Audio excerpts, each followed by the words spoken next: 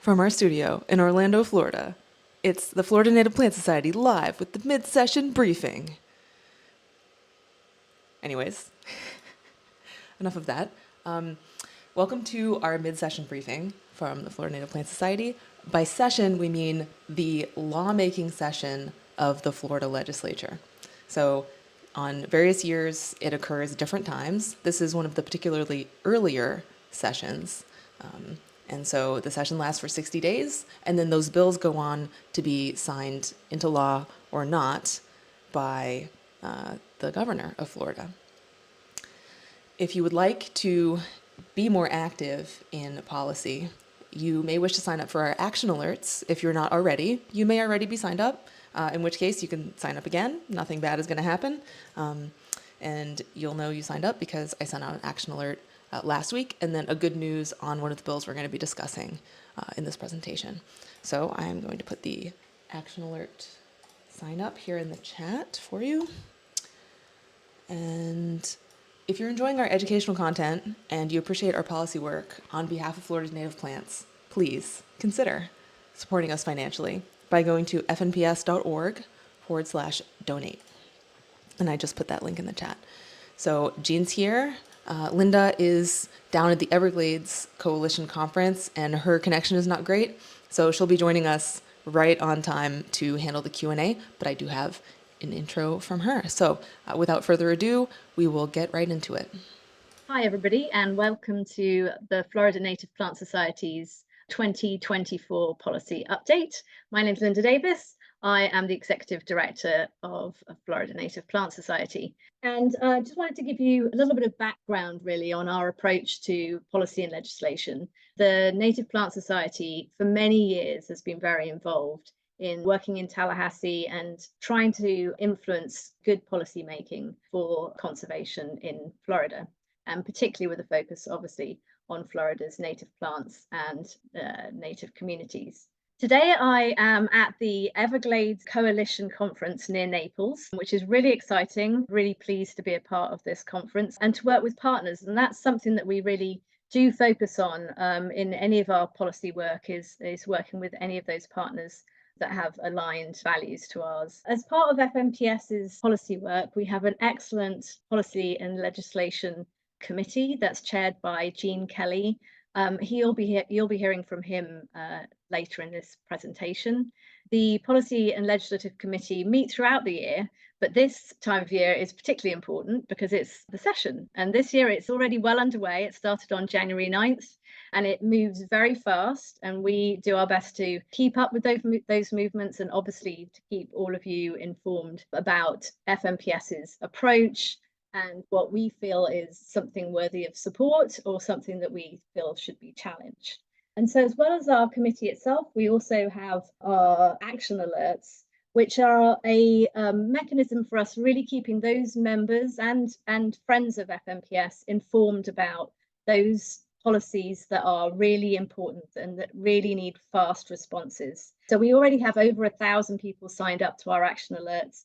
And we'd encourage you, if you are interested and you want to take part and have your voice heard, to please sign up to our action alerts. We really value having your voices to support FNPS's. One of the other ways that FNPS supports this work is with our lobbyist.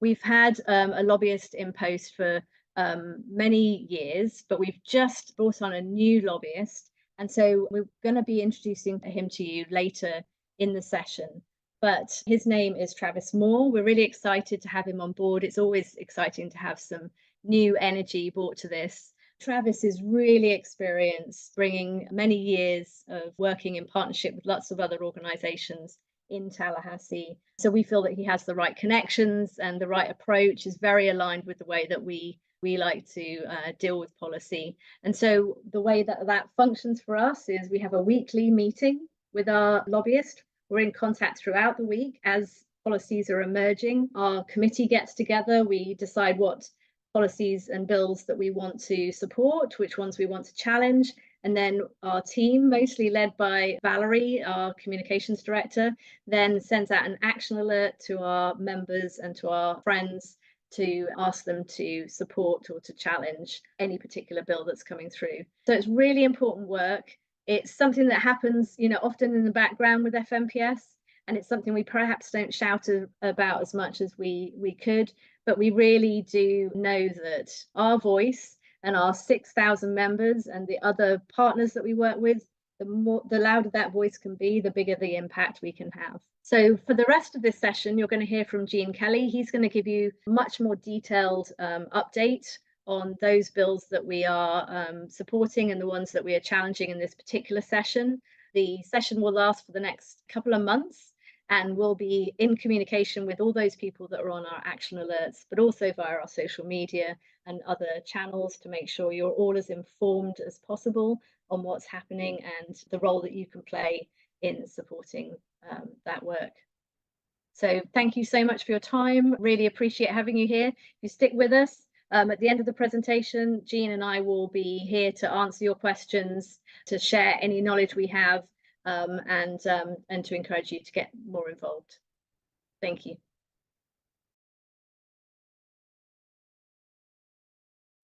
Hello, thank you for joining me today. I appreciate that you are interested in the Native Plant Society's advocacy. And today I just want to run through a brief summary of where the legislative session for 2024 stands so far. And as the title there implies, this is what we know now, but legislation is always a moving target. Bills come in, they get amended.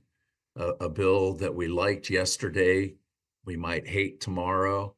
So this is just a snapshot, and that's why we have a lobbyist there in Tallahassee, so that as things change, we'll have somebody there who can speak on our behalf and respond to any of those changing circumstances or new developments. First thing I'd like to talk about is the governor's budget. That's typically one of the first milestones that takes place when a legislative session is about to begin. The governor doesn't get to set his own budget. It's more like a recommendation or request that he provides to the legislature that reflects what his priorities are. And every year, the Native Plant Society puts a lot of emphasis on supporting land conservation. We see that as really an important way to support our mission, protect native plants and native plant communities by protecting the lands where they live. And number one on the governor's requested budget is $100 million for the Florida Forever Land Acquisition Program. He has also requested $100 million for the Rural and Family Lands Protection Program. That is a program that is administered by the Florida Department of Agriculture, and its purpose is to help protect valuable agricultural lands in the state to ensure that there will be a future for agriculture in Florida. In contrast, the Florida Forever program, they can purchase conservation easements, but more often than not, they are actually purchasing lands in fee title. So it's clearly owned by the state of Florida, and those lands can go on to become new state parks, state forests, etc.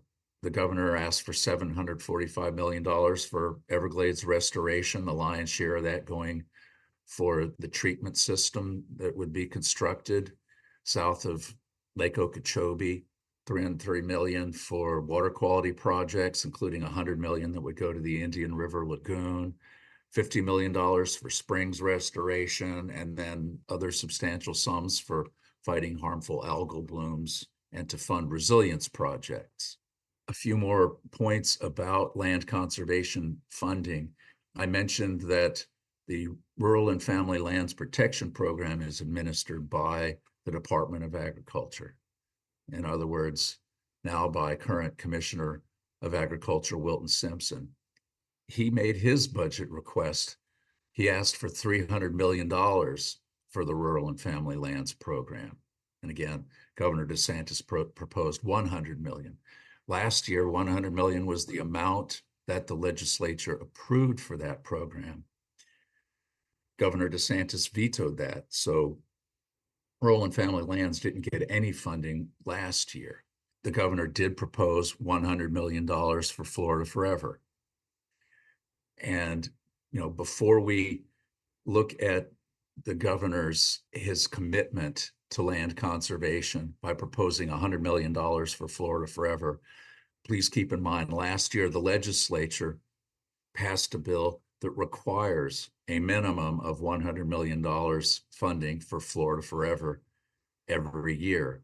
So really, that part of the governor's budget just reflects established law.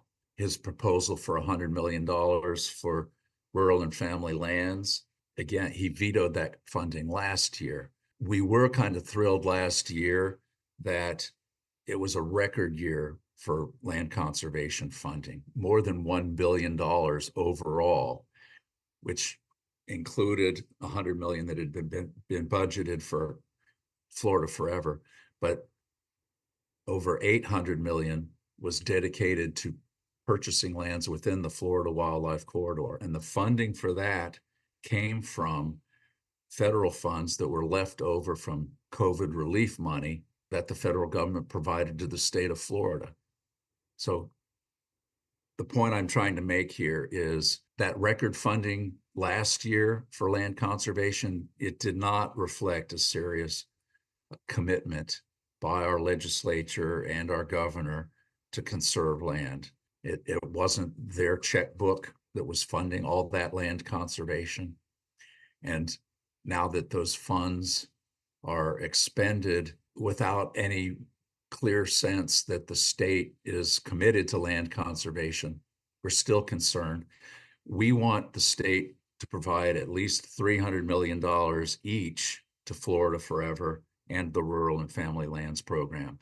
The $300 million a year for Florida Forever is really what that program received historically until the recession of 2008. And ever since then, we've been struggling to see land conservation funding restored to those historic levels. I'd just make a point that the 1,000 Friends of Florida, they are recommending $1 billion this year for land conservation. Again, Native Plant Society has always been a firm proponent of land conservation. There are many reasons for that. And in support of our mission, it conserves the lands that native plants and native plant communities need to survive. There are a lot of other ecosystem benefits that accrue to those land protection programs, protecting water resources, reducing flood risks, preserving wildlife habitat. So it's really one of the best investments we can make. And we all know that growth in Florida has just exploded. And we need to make a similar, a proportionate investment in conserving land in order to offset everything that's being lost to development. I'm going to go through several bills that we're really keeping an eye on that are a priority for the Native Plant Society above and beyond land conservation funding. The first of those is Senate Bill 738 and its companion House Bill 789, entitled Environmental Management. If you are on any email lists for action alerts like ours or from some of the other conservation organizations, it's very likely that you have already seen alerts asking you to act in opposition to this bill. What this bill would do in cases where a citizen or an environmental organization challenges a permitting decision made by a water management district or the Department of Environmental Protection, if they make a challenge to that permit or permits and they lose their case in the courts, they would be required to pay the attorney fees for the prevailing party, the Department of Environmental Protection or Water Management District, and presumably the developers behind those permits. That could be a pretty pricey burden to bear. There is a real world example I would bring to your attention. Just last year, the Florida Springs Council lost a challenge of a water use permit that was proposed to be issued by the Swanee River Water Management District. It was a permit to allow withdrawals of about 1 million gallons a day for bottling by Nestle. And they recently lost that case. The judge recommended that permit be issued. So if this kind of legislation had been passed prior to the Springs Council issuing that challenge, they could be on the hook for those attorney fees. And that really just illustrates that the real motive for these bills is to shut the public out of the process. And it's illuminating. If you think back to last year, there was a bill that the Native Plant Society and virtually every other conservation organization opposed that would, since it passed, will require any citizen or organization that challenges a land use amendment, a comprehensive plan land use amendment, and they lose their case in the courts, they would have to pay the attorney fees for the prevailing party. Again, presumably a developer. And we did ask the governor to veto that bill after the legislature passed it. He declined to do so. He signed it into law. So that is now the law. And this is just the next step, expanding on that action last year that addressed comprehensive plan use amendments and challenges to those.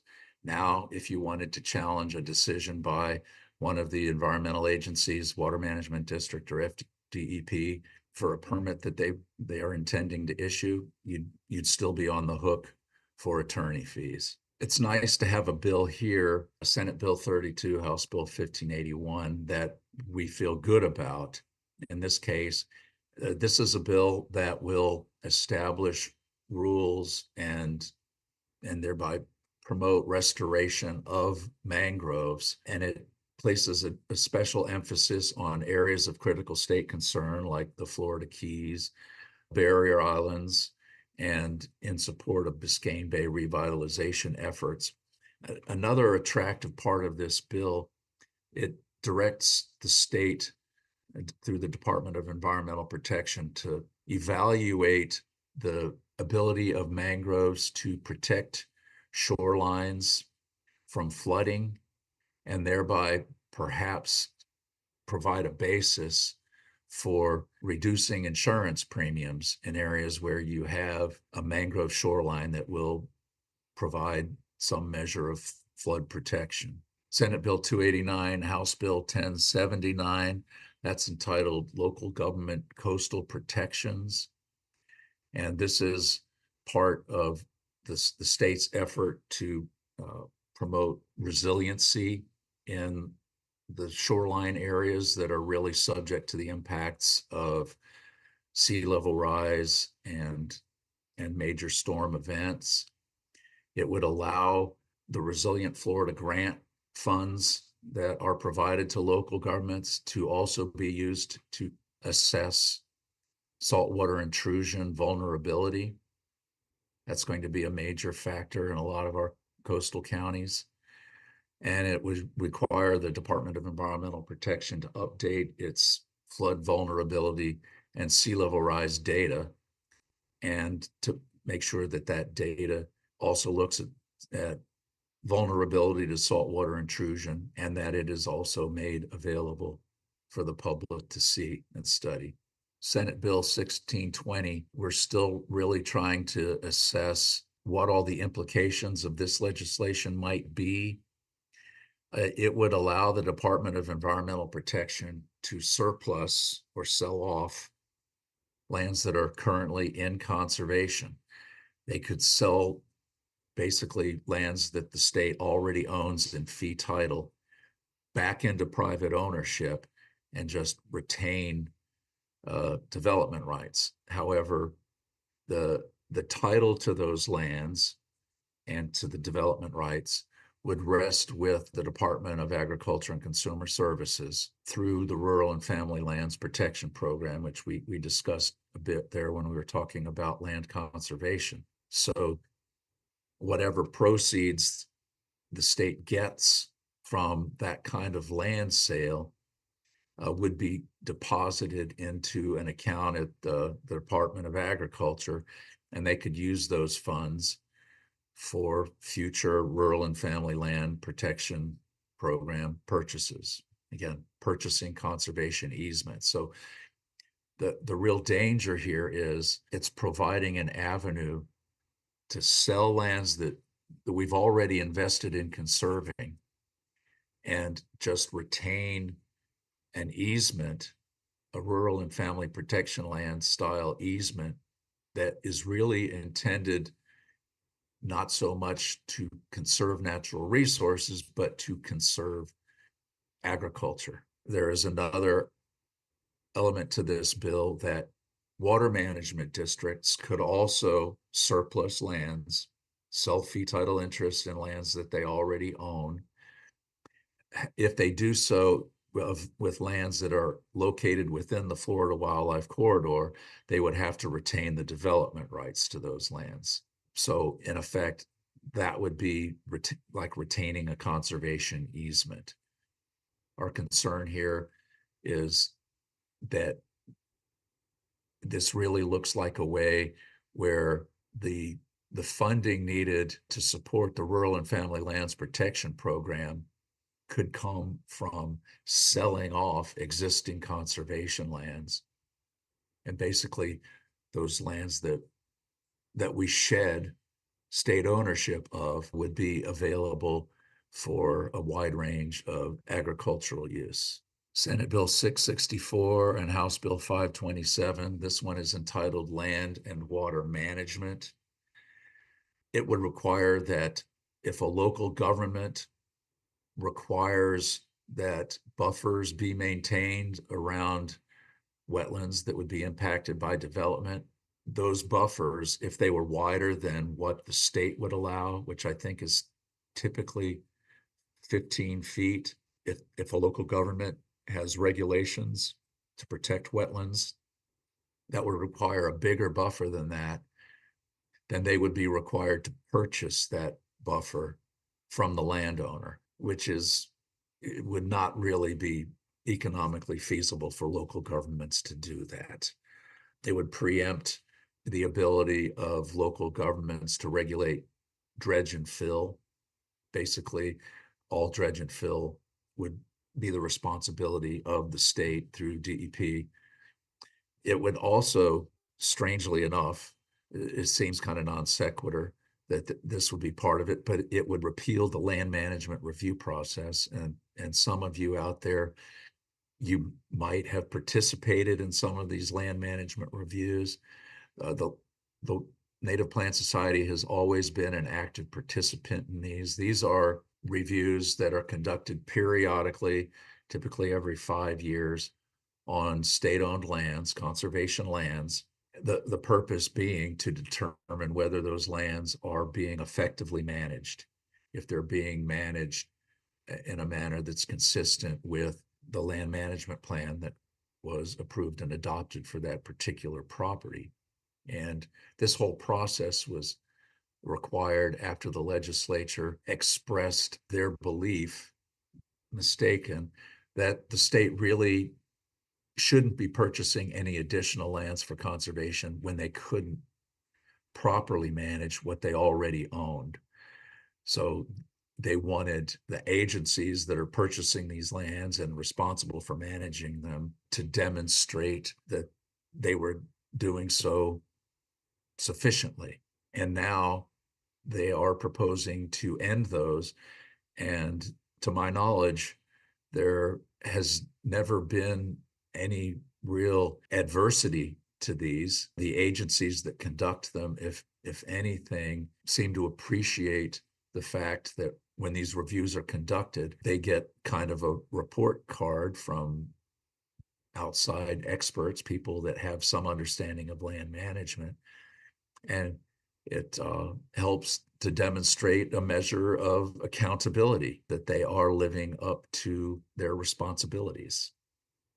So we don't really understand why that was stuck in there with a bill like this. But ultimately, the intent of this bill is to continue the ongoing effort to just chip away at the authority of local governments, often referred to as home rule, and essentially saying that any kind of environmental protection, environmental regulation should be the sole purview of the state, and cut us all out of having a role to play in protection of our own local natural resources.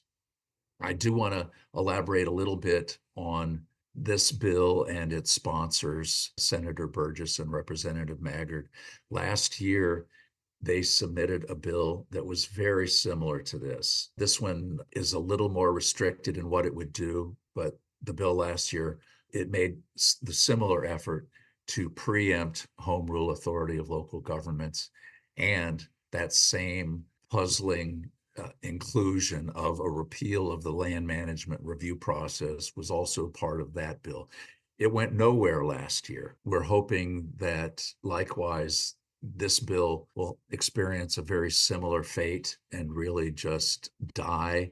The death of it last year was related to information that came out that Representative Maggard had a relative who was experiencing some difficulties dealing with a local government where he wanted to build a home. And the response was a very far-reaching bill to just preempt home rule authority for local governments to protect their own environment. One of our concerns is that this bill might actually be a placeholder for a preemption of the authority of local governments to adopt fertilizer ordinances.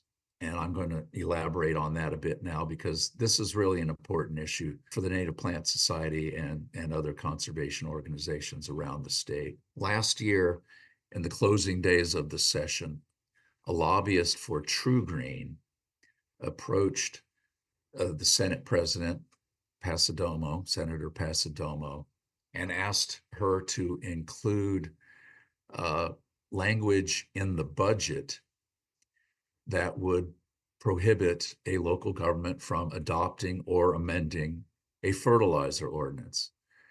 True Green, obviously being a company that makes a lot of its money fertilizing people's turf lawns. It bears mentioning that right now, 18 different counties in Florida, 18 of the 67, and more than 100 municipalities have all adopted what we call strong fertilizer ordinances.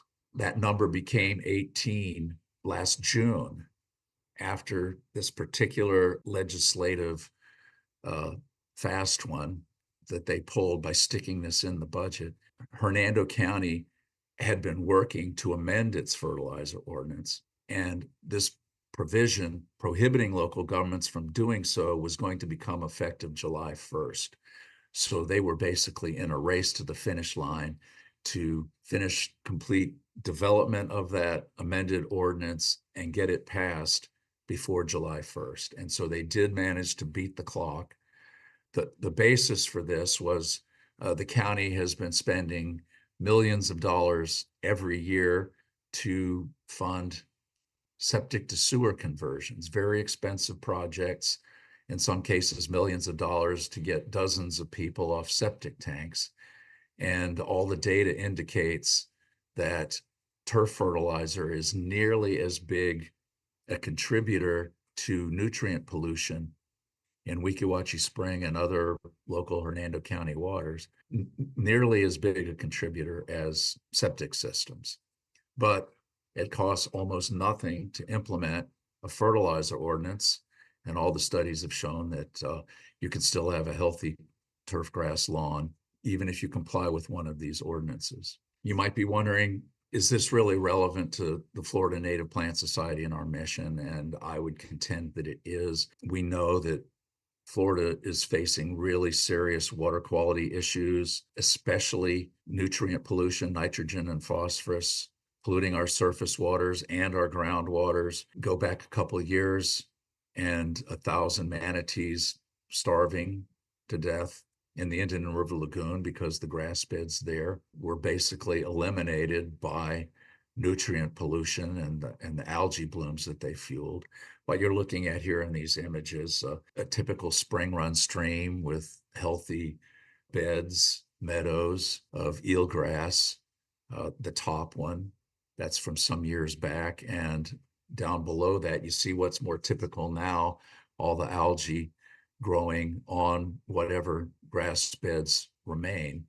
And so we are quickly losing a lot of our native submerged aquatic vegetative plant communities, and we're also seeing impacts in a lot of wetland systems. So this really is relevant to conserving native plants and native plant communities. One of the things we'll be doing if they do attempt to permanently preempt the applicability of those fertilizer ordinances is to really fight for protecting that home rule authority of local governments to adopt such ordinances.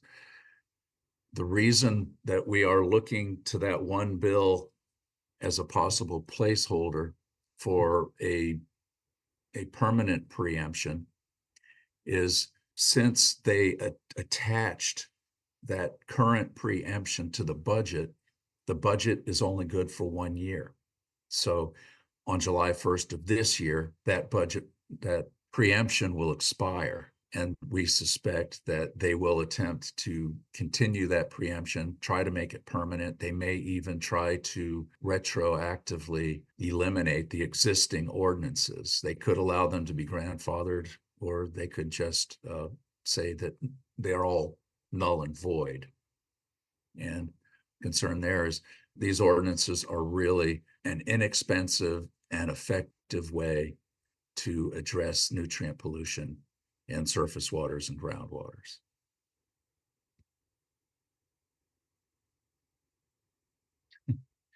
I'm available to entertain any questions you might have. There might be other bills you're aware of that you would like to bring to our attention, or you think maybe they should be on the list of bills that we're tracking. Or you might just have questions about some of these that we've just discussed here today. So here I am. Ask away. Hello, everyone, and welcome back. We are here. Lynda is here, chiming in from South Florida. Hello, everybody. She's muting herself because there's some noise in the background. And here's Gene. Hello. And since it's come up again, I used to say in the beginning of the Lunch and Learns that you can email me or call me or text me with your questions, because I'm aware of the limitations of Google, and YouTube is a Google product, and so they need you to sign in. They make you sign in if you're going to comment. So we don't need you to have a Google account. We're not demanding that. So please email me, communications@fnps.org, or text me 386-852-2539 if you have any questions that you can't put in the chat because you're not signed in. Otherwise, please ask your questions in the chat now. But I'd just like to preface this real quickly, maybe while questions are coming in. We do have some good news to share. The first bill that we discussed, the Senate Bill 738 and House Bill 789, entitled Environmental Management, that would require citizens or organizations that challenge permits from water management districts or DEP to pay the attorney fees of the prevailing party. We have had success on the House side of that, in that the first committee to hear it in the House, they did respond to all the complaints they had coming in. I know some of them came from the Native Plant Society after we issued the action alert last Friday. But when this committee met on Monday to schedule their hearing of this on, I believe it was Wednesday, they proposed to strike half the language of the bill, including the offending language. And then when they did meet, they did formally do that. So on the House side, as that bill now stands, it's not really problematic. We still need to keep letting our senators know how we feel about that bill, and we will be doing that. And if you received the action alert last Friday, please devote your attention to the senators that we identified in that bill. And if you want to contact any of the members of the House that we named in that alert, please communicate your thanks and appreciation for the action they took. A good bit of news to start the meeting here. So Kimberly Gibbs asks, she says, thank you, Eugene. And she asks, is there a written summary that FNPS activists can use to assist with contacting their state lawmakers? So I have a clarifying question for Kimberly. Do you mean a written summary of all of the bills that we're taking a position on, or a written summary of one of the bills? Or are you referring to talking points? And while she is responding to that question, Tom Palmer asks, Everglades development boundary in Miami-Dade. Yes, that bill is not on our list, but it's, perhaps it should be.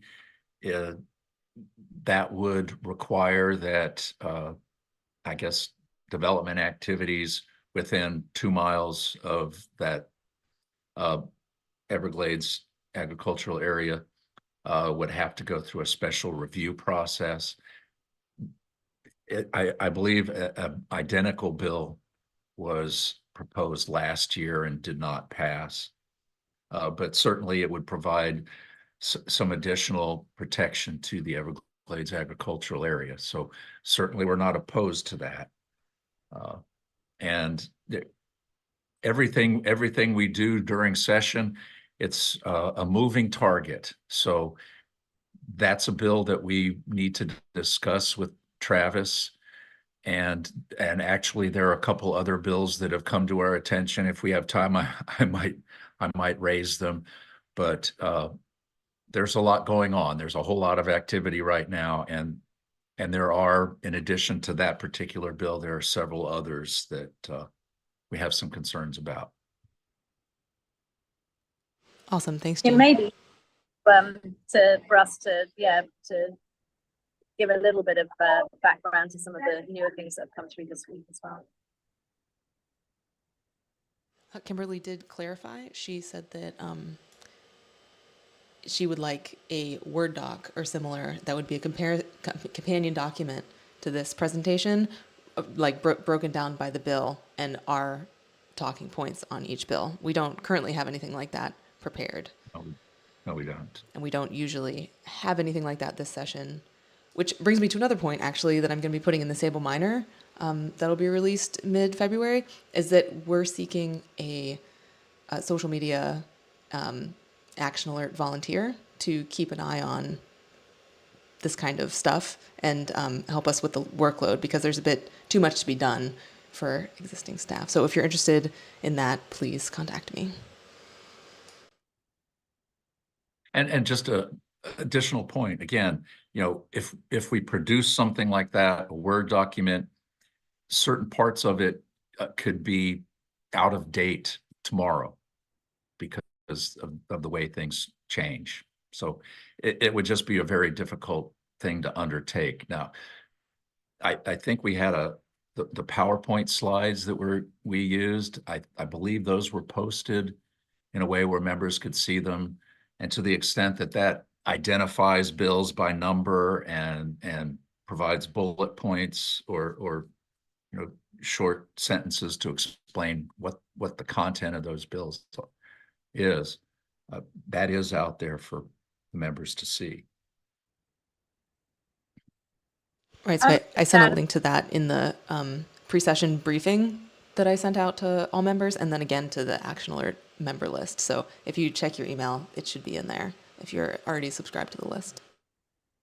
And can I just add as well, Valerie, that I think FMPS, like lots of other organisations in our space, are just looking at different mechanisms for us to keep people informed, and we're aware that we need to do more, whilst bearing in mind that it is such a changing picture day to day during sessions. So, but we would like to do more in this space and to have greater transparency and be able to update you all as much. Right.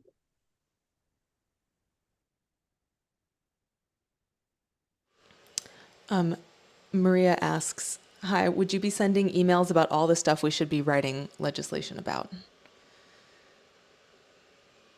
Yes, we try to be fairly selective and strategic when we send out action alerts. We don't send out as many as a lot of other organizations.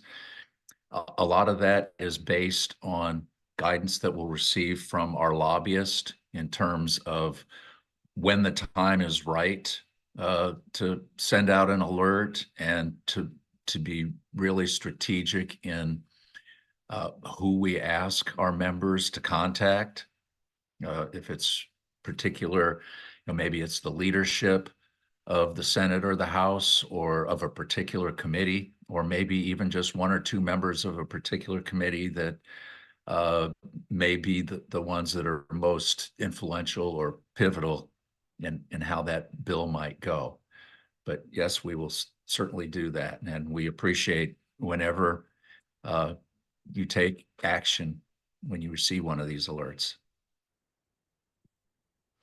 And so if we're not sending out enough alerts for you, like if you would rather be acting more regularly, since we are very selective, and, Gene writes the alerts and he's very, very thorough. And I get them out there. 1,000 Friends of Florida and the Florida Springs Council issue alerts on broader range of issues and more frequently.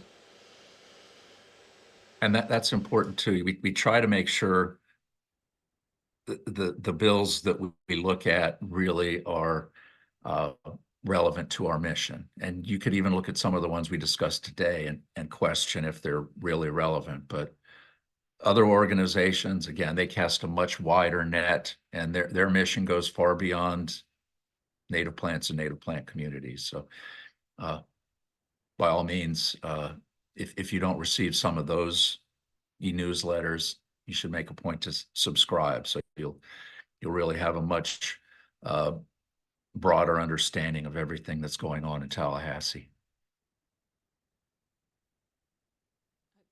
On that, having a broader look at what's happening, Kimberly is also asking if there's a link for the schedule of these particular bills, because it's difficult to keep up with how these bills are moving. Well, one good thing I will say about the legislature is the House and Senate, they both have a pretty good website that you can go to. You can look up. There's a window at the top of the page. You can type in a bill number. It'll take you right to it. You can download the text of the bill. You can see which committees it's scheduled to go before.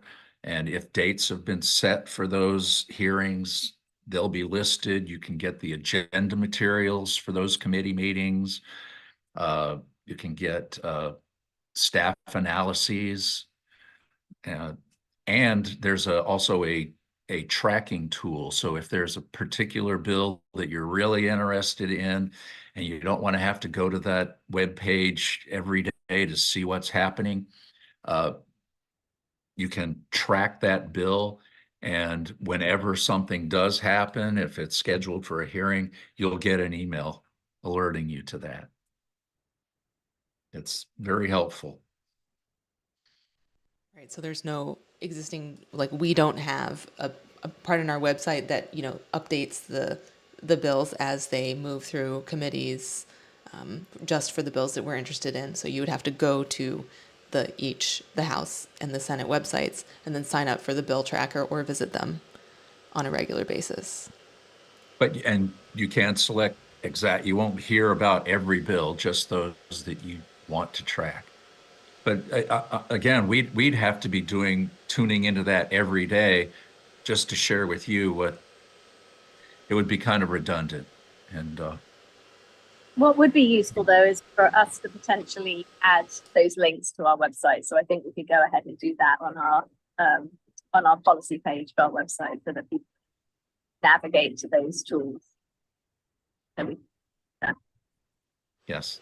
I did see another organization that, is live tracking bills. They're pulling the statuses of bills that they care about, and they have an automated thing that's updating those statuses. So, I mean, I don't know, the difficulty of setting something like that up, but it is happening with other organizations. Okay. Maria's asking a great question. Who on the House committee voted for the change in the bill and who didn't? Because she doesn't want to thank somebody who, didn't vote right. I can't answer that question. I have a sense that it was unanimous. I think there are 5 Republicans and 2 Democrats on that committee, and certainly the majority, at least, if not unanimous. I'd have to go into the web page and see, but again, you can find out exactly how each member voted when they do act on a bill. So that information is in there.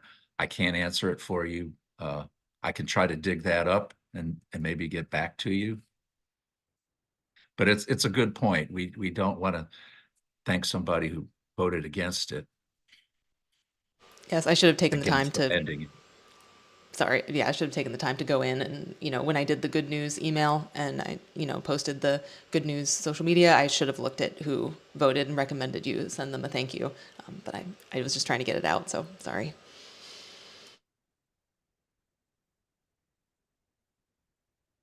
Maria has a request that we include South Florida urban development issues in future action alerts and in the bills we're tracking.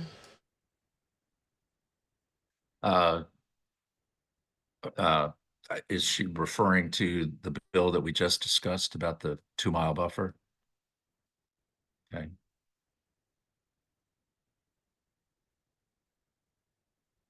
Okay, we have reached the end of the questions in the chat. Checking my email. No questions. Checking my phone. No questions. Well, I can give a heads up if we still have a little bit of time. 2 bills that were not on our radar, really on anybody's. There is a House Bill 1187 and a companion bill, Senate Bill 1258, and that one's entitled Carbon Sequestration. And that bill would establish a task force or study committee of state-appointed experts to assess the potential for agricultural lands to sequester carbon and thereby help to mitigate climate change. And it would have a lifespan of a couple of years and report back to the legislature and governor with strategies on how to help make agriculture even more effective at sequestering carbon. So that could be a very valuable bill for helping mitigate climate change impacts. And then there's another very scary bill, and this was brought to my attention by Ryan Smart, the executive director of the Springs Council, House Bill 1641 and Senate Bill, I believe, 1186. And it addresses containers and would essentially, you might have a local state park or maybe your local government has adopted regulations on limiting beverage containers or use of single-use plastics, things like that. I know here, if you go paddling down the Weeki Wachee River and you launch in the state park, you're not allowed to launch if you have beverages in cans or plastic water bottles. They have, and anything you take has to be reusable. A strategy to reduce littering, and this particular bill would negate all such restrictions and prohibit anyone from adopting them, including the state. So the state doesn't just want to take away the ability of local governments and others. They're willing to take away their own authority to do that. It's kind of a mind-boggling. It's really just another way to tie the hands of the people. It's kind of mind-boggling. We don't know if that bill has legs, and I'm still trying to determine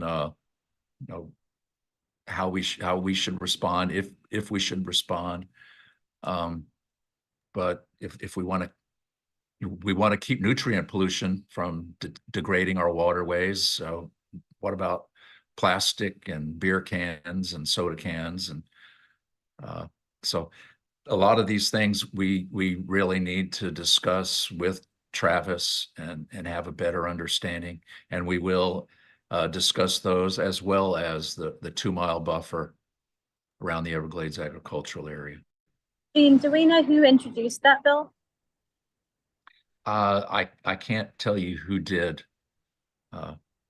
but I was told that I guess it was proposed by the beverage industry and other businesses that produce those kinds of containers. I did just look it up. The House bill was proposed by Jaeger. And I think the Senate bill is 1186. 1186 by Berman. I don't know either of those people. And it wouldn't be surprising if you asked them to explain the bill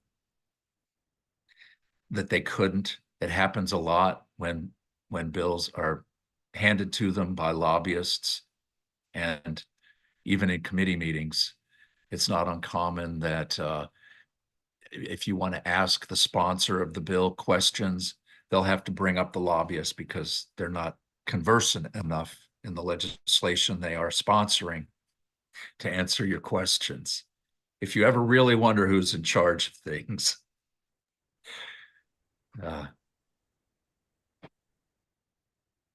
Wow. But yeah, some ridiculously scratch your head kinds of bills that are being proposed. And the number of bills in Florida that are like based in a personal vendetta is just It's like 20% of the bills.